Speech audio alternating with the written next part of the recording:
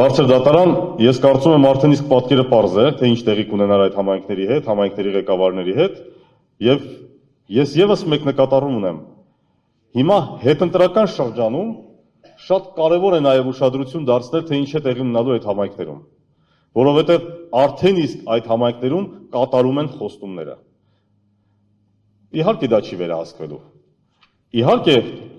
մենք բոլորս լավ գիտենք, որ իրավապահ մարմինները դրան ուշադրություն չեն դարձնելու։ Բայց մենք էլ ծագում ունենք տարբեր համայնքներից, տարբեր համայնքներ ենք ներկայացնում եւ արդեն իսկ տեսնում ենք, թե ինչ է տեղի ունենում եւ ինչպես են կատարվում խոստումները նախընտրական process-ներում տրված համայնքների ղեկավարների կողմից։ Սա նույնպես ազդել է ընտրությունների արդյունքների վրա։ Խոսք գնաց սոցիալական կաշառքի մասին կամ սոցիալական արտոնությունների մասին։ Այստեղ շատ խոսեցինք թոշակների մասին, բայց բոլորս մոռանում ենք գույքահարկերի, էլեկտրական մեքենաների գույքահարկի մասին, անտոկոս վարկերի մասին գյուղատնտեսական համակարգում։ Երբ այդ էլեկտրական մեքենաների հարկերի մասին խոսում էինք, դա բավական երկար process էր, 2-3 տարի խոսում են, որ այդ գույքահարկերը շատ բարձր են եւ չգիտես ինչու ընտրություններից անմիջապես առաջ խնդիրը լուծում ստացավ։ Կարծես հայտնագործություն էր տեղի ունեցել եւ հենց այդ պահին էին լուծումը գտել։ Չենք կարող այս ամենը անտեսել եւ չպետք է անտեսենք։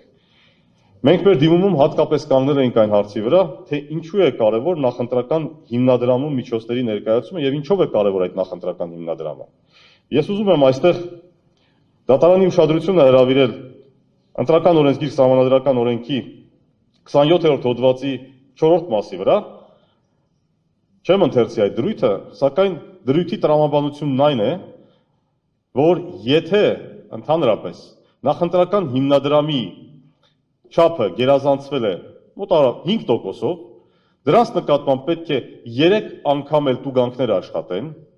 այսինքն անգամ 3 լինի, եւ եթե դրանց հանրագումարը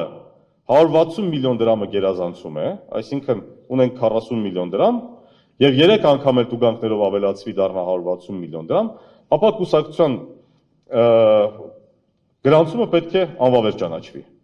Այսինքն օրենսդրի կամքն է եղել նախընտրական հիմնադրամի 5%-ով գերազանցման դեպքում անվավեր ճանաչել կուսակցության գրանցումը։ Հիմա մենք ցույց ենք տալիս ոչ թե 5%-ով, այլ մի քանի անգամ գերազանցում, առնվազն կրկնակի գերազանցում։ Գործընկերս իր ելույթում նշեց, որ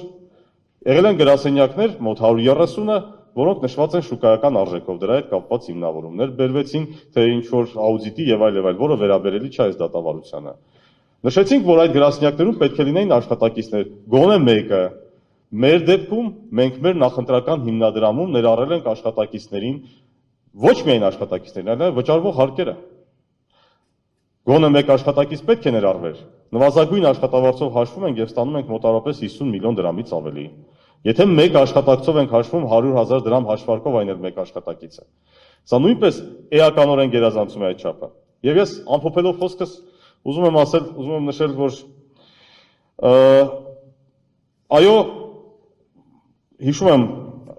բարձր դատարանի անդամ դատավոր պարոն Վաղարշյանի խոսքը, որ գիտեք ինչ, ձեր եզրափակիչ ելույթները չեն, որ պետք է մեզ հիմնավորումներ տան եւ ընդհանրապես մեր կարծիքը հիմնավորեն։ Այո, ես գիտեմ դուք եք Հայաստանի Հանրապետության քաղաքացիներ եւ դուք ականատես եք եղել ողջ նախընտրական process-ին եւ հետընտրական գործընթացներին եւ ես համոզված եմ ունեք ձեր խորը պատկերացումը, պարզապես այս դատավարության ընթացքում ձեզ տրամադրվեցին բոլոր փաստերը ավելի համակարգված եւ ես կարծում եմ բարձր դատարանը կայացնելու է Հայաստանի Հանրապետության պատմության ընթացքում բացառիկ որոշում, որը մեզ կուղղորդի դեպի ավելի լավ ժողովրդավարություն։